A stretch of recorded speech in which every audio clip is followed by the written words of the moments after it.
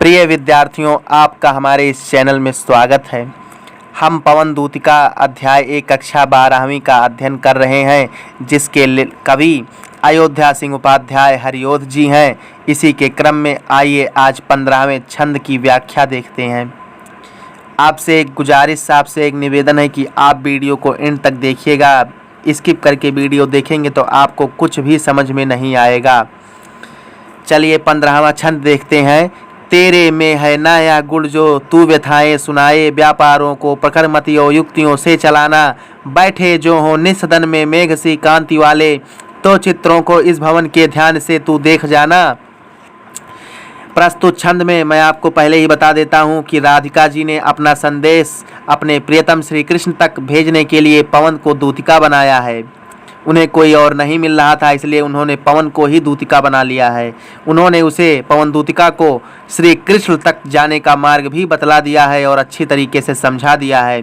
अब वे पवन को यह समझा रही हैं कि हे पवन दूतिका, तेरे पास मुख नहीं है जिससे तुम किसी भी बात को बोल करके समझाने में असमर्थ हो, लेकिन फिर भी तुम्हारे पास क्रिया व्यापार और कुशाग्र बुद्धि है। पवन दूतिका से राधिका जी कहती हैं कि हे पवन दूतिका, तुम्हारा मुख नहीं है, अतः तुम किसी भी बात को बोलकर समझाने में असमर्थ हो। यद्यपि तुम्हारे भीतर बोलने का गुण नहीं है, तथापि तुम अपने क्रिया व्यापारों और कुशाग्र बुद्धि के द्वारा अपनी बात को समझाने में सक्षम हो। मैंने पहले भी बताया कि पवन दूतिका के पास बोलने का मुख नहीं है, इसलिए राधिका जी उससे कहती हैं कि ए पवन दूतिका, प्यारी पवन दूतिका, जब तुम श्री कृष्ण जी के पास जाना तो मेरी जितने भी सारी दुख व्यथाएं हैं और मेरे जो संदेश हैं, मेरे प्रियतम अर्थात श्री कृष्ण जी को, नटनागर को समझा देने के लिए अपने क्रिया व्यापारों और अपनी कुशाग्र बुद्धि का ही इस्तेमाल करना। राधिका जी पवन दूतिका से आगे कहती हैं कि बैठे जो हो निस्सदन में मेघ सी कांति वाले, तो चित्रों को इस भवन के ध्यान से देख जाना। यदि बादल की कांति के समान सुंदर वर्ण वाले मेरे प्रियतम अर्थात श्री कृष्ण जी, भगवान श्री कृष्ण अपने घर में बैठे हो, तो तू सबसे पहले घर में टंगे सभी चित्रों को ध्यानपूर्वक देख जाना। आगे 16वां छंद है।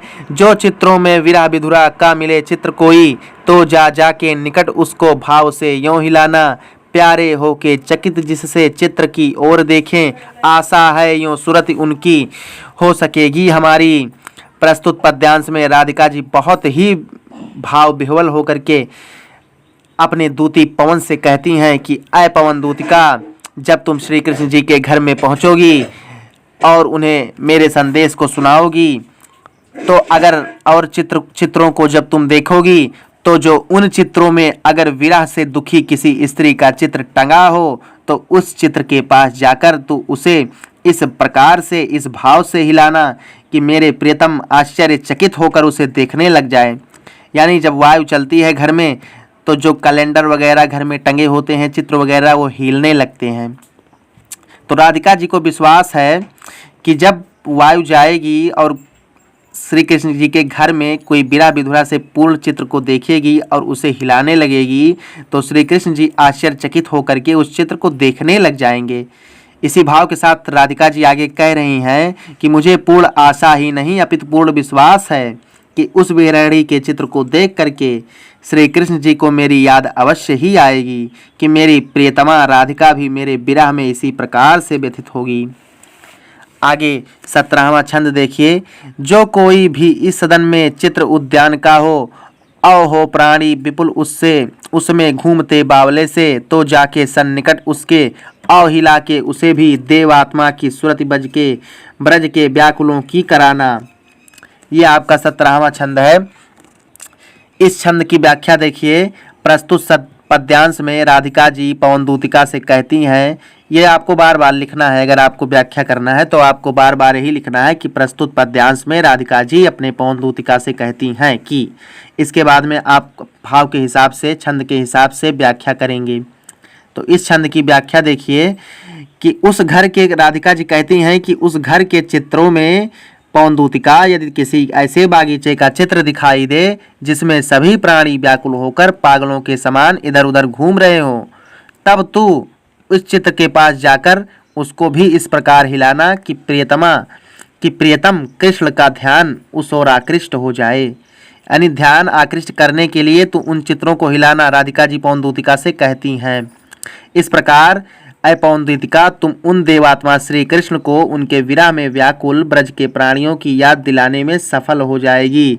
प्रस्तुत पद्यांश से, प्रस्तुत छंद से यह भी स्पष्ट हो जाता है कि राधिका जी अपनी विरह के साथ साथ अन्य प्राणियों की श्री कृष्ण के कारण उत्पन्न विरह के विषय में भी सोचती हैं।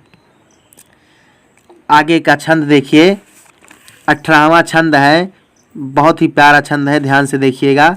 कोई प्यारा कुसुम कुमला गेह में जो पड़ा हो, तो प्यारे के चरण पर ला डाल देना उसी को, यों देना ऐ पवन बतला फूल सी एक बाला, मलाना हो कमल पग को चूमना चाहती है।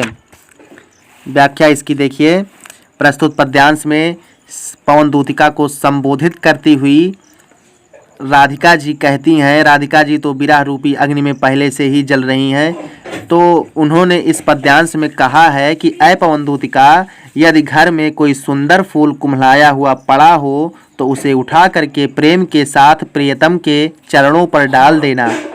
इस प्रकार से पवन दूतिका, तुम उन्हें बता देना कि फूल जैसी एक सुकोमल बाला दुखित हो करके आपके चरणों को चूमना चाहती है।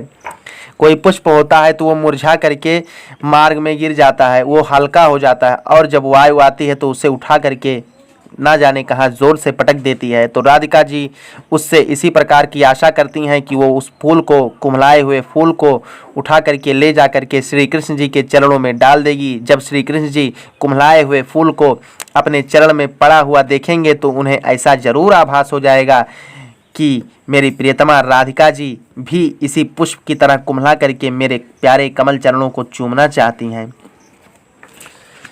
आगे है 19वां छंद है, जो प्यारे मंजू उपवन या वाटिका में खड़े हों, छिद्रों में जा क्वड़ित करना वेणुसा की चकों को, यों होवेगी सुरत उनको सर्व गोपांगना की, जो है वंशी श्रवण रुचि से दीर्घ उत्कंठ होती।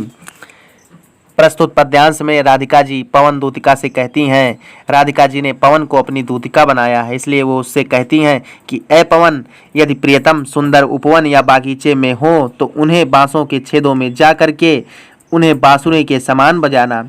इस प्रकार से उन्हें गोपियों का स्मरण होगा, जो प्रिय की बांसुरी सुनने की इच्छा से बहुत व्याकुल हो जाया करती थी। जब बिना वायु के बांसुरी का बजना असंभव है, राधिका जी पवन से ऐसी इच्छा प्रकट करती हैं, संबोधित करती हैं कि वो जा कर के बांसों में जब वो हल्के हल्के हौले हौले घुसेगी तो बांसुरी के समान फू फू की आवाज़ आएगी। जब श्री कृष्ण जी उस आवाज़ को सुनेंगे तो उन्हें ऐसा लगेगा, उन्हें याद आ जाएगा कि किस प्रकार मैं गोपियों के बीच में बांसुरी बजाया करता था। आगे का छंद है, लाके फूले कमल दल को श्याम के सामने ही, थोड़ा थोड़ा विपुल जल में व्यग्र हो डुबाना, यों देना ए भगिन जतला एक अम्भोज नेत्रा, आँखों को ही विरह विधुरा वारी में बोरती है। प्रस्तुत पद्यांश के कठिन शब्द हैं। मलाना मतलब उदास, पीड़ित करना मतलब बजाना, कीचकों मतलब बांसों, उत्कंठ मतलब व्यग्र। राधिका अपने, इसकी व्याख्या देखिए, राधिका अपने पवन दूतिका को यह समझा रही हैं कि वह श्री कृष्ण के पास जाकर वियोगिनी बाला यानी राधिका के दुख और संताप को चतुरता के साथ व्यक्त करे, बड़े ही चतुराई से उनको बता दे। प्रस्तुत पद्यांश के माध्यम से पवन दूतिका को राधा श्री कृष्ण के पास संदेश भेजने के वक्त कहती हैं कि ऐ प्यारी पवन दूतिका, प्रिय अर्थात श्री कृष्ण के सामने एक खिले हुए कमल के पुष्प को ला करके व्याकुलता के साथ थोड़ा थोड़ा जल में डुबोना। राधिका कहती हैं, हे बहन, इस प्रकार उन्हें बता देना कि कमल जैसे नेत्रों वाली राधिका राधा रानी आपके वियोग में दुखी हो करके अपनी आँखों को अश्रुपूरित रखती हैं, अपने आँखों में अश्रु रखती हैं, अर्थात राधिका जी के आँखों में आंसू आ गया है। इसके बाद का छंद है 21वां छंद है, धीरे लाना वहन करके नीप का पुष्प कोई, औ प्यारे के चपल दृग के सामने डाल देना, ऐसे देना प्रगट दिखला नित्य आशंकिता हो, कैसे होती विरह वश मैं नित्य रोमांचिता हूँ। नीप का अर्थ होता है कदम्ब, चपल दृग का अर्थ होता है चंचल नयन। विदित करना का अर्थ होता है ज्ञान कराना, बताना। और चिंता विदित का अर्थ होता है चिंताओं द्वारा जीते गए। प्रस्तुत काव्य पंक्तियों में राधिका पवन को बतलाती हैं कि उसे किस प्रकार उनकी याद उनके प्रियतम को दिलानी है। राधिका जी कहती हैं कि हे पवन, तू धीरे से कदम का कोई एक पुष्प लेकर के, कोई एक फूल उठा करके लाना और उसे मेरे प्राण प्यारे श्री कृष्ण के चंचल नेत्रों के सामने रख देना, डाल देना। इस प्रकार तू उन्हें यह बात भली भांति समझा सकेगी कि मैं किस प्रकार से उनके विरह के वशीभूत होकर, उनके विरह के वश में होकर के हर समय डरी हुई सी रहती हूँ। अर्थात मुझे हर वक्त डर लगा रहता है और नित्य प्रति पुनर्मिलन की कल्पना से पुनः पुनः कदम्ब पुष्प के समान रोमांचित होती रहती हूँ। ऐसा राधिका ने पवन दूतिका को इस पद्यांश में बताया है। अगला छंद है, बैठे नीचे जिस विटप के श्याम होवे उसी का, कोई पत्ता निकट उनके नेत्र के ले हिलाना। यो प्यारे को विदित करना, चातुरी से दिखाना, मेरे चिंता विजित चित्त का क्लांत हो काँप जाना। क्लांत का अर्थ होता है थका हुआ, मुरझाया हुआ। इसकी व्याख्या कुछ इस प्रकार से होगी कि राधिका जी कहती हैं कि मेरे प्राण प्रिय श्याम जिस वृक्ष के नीचे बैठे हों, तो उसी वृक्ष का कोई पत्ता लेकर के उनके नेत्रों के पास लाकर हिलाना। इस प्रकार तू अपनी क्रिया चातुरी से मेरे प्रियतम को यह गात करा सकती है कि किस प्रकार से चिंता ने मेरे हृदय को जीत कर उसे थका दिया है। चिंता ने मेरे हृदय का संबल मुझसे छीन लिया है, जिसके अभाव में मेरा हृदय पत्ते की भांति कांपता रहता है। यदि किसी व्यक्ति के हृदय में जब चिंता घर कर जाता है तो वो उस हृदय को इतना क्षतिग्रस्त कर देता है कि वो हृदय सूखे तिनके से भी अधिक हल्का हो जाता है। वही हाल श्री कृष्ण के कारण राधिका जी के हृदय का भी हुआ। अगला छंद है, सूखी जाति मलिन लतिका जो धरा में पड़ी हो, तो पावों के निकट उसको श्याम के ला गिराना। यों सीधे से प्रकट करना, प्रीति से वंचिता हो, मेरा होना अति मलिन और सूखते नित्य जाना। ये आपका 23वां छंद है।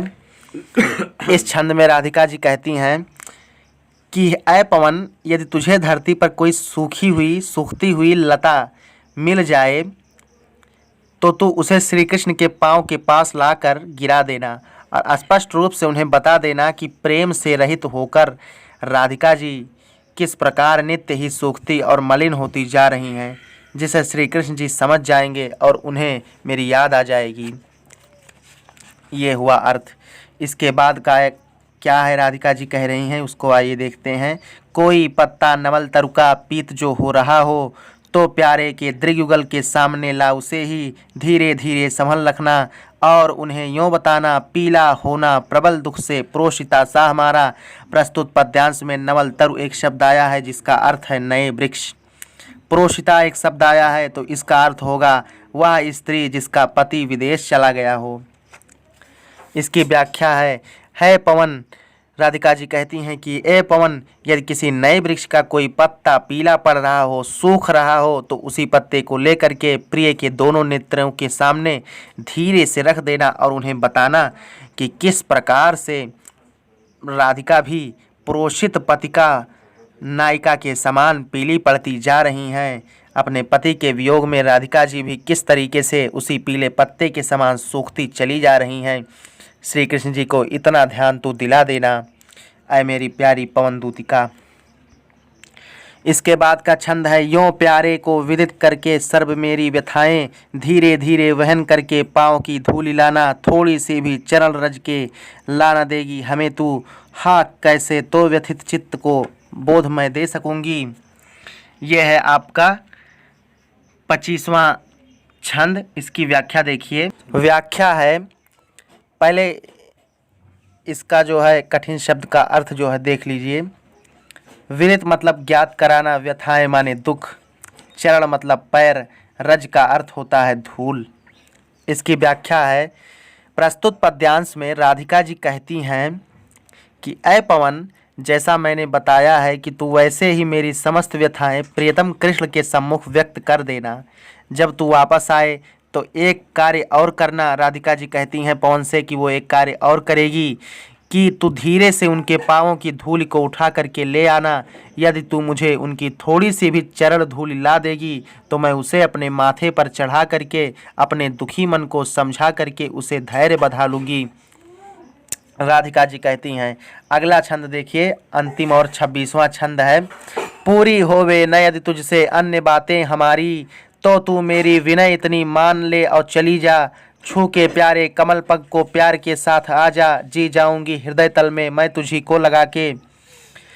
राधिका जी कहती हैं कि ऐ पवन, अब तक मैंने जितनी बातें बताई, यदि तुझसे ये बातें पूरी ना हो सकें, मेरा संदेश तू ना ठीक प्रकार से ले जा सके श्री कृष्ण जी के पास, तो मेरी इतनी सी विनती स्वीकार करके तुरंत ही मेरे प्रियतम श्री कृष्ण जी के पास चली जा और मेरे प्राण प्रिय के कमल रूपी पैरों को प्यार के साथ छू करके आ जा। तब विरह में मृत पराए मैं तुझे अपने हृदय से लगा करके फिर से जीवन धारण कर लूँगी। जब वायु से या किसी गर्म स्थान से टकरा करके आती है तो उसके साथ अपने साथ साथ या तो गर्म से टकराती है तो गर्माहट लाती है, या ठंडे जल से टकराती है तो ठंडी हवा को लाती है। ठीक उसी प्रकार से राधिका जी को विश्वास है कि जब वायु श्री कृष्ण जी के पैर को छू कर आएगी तो उनके पैरों की आहट राधिका को यहाँ जरूर महसूस होगी। ऐसा विश्वास करके राधिका जी ने पवन दूतिका को श्री कृष्ण जी के पैरों को छू करके आने के लिए कहा है। कैसा लगा वीडियो कमेंट में ज़रूर बताइएगा, और इसमें जो भी गलती होगी उसको कमेंट में बताइएगा ताकि अगली वीडियो में उसको सुधारा जा सके। अगर आपको वीडियो अच्छा लगा हो तो लाइक कर दीजिए, चैनल पर नए हो तो हमारे चैनल को सब्सक्राइब कर दीजिए और बेल आइकॉन दबा दीजिए, जिससे सभी अपडेट सबसे पहले आप तक पहुँचे। अब तब तक के आज के लिए इतना ही। अगले वीडियो के लिए नमस्कार।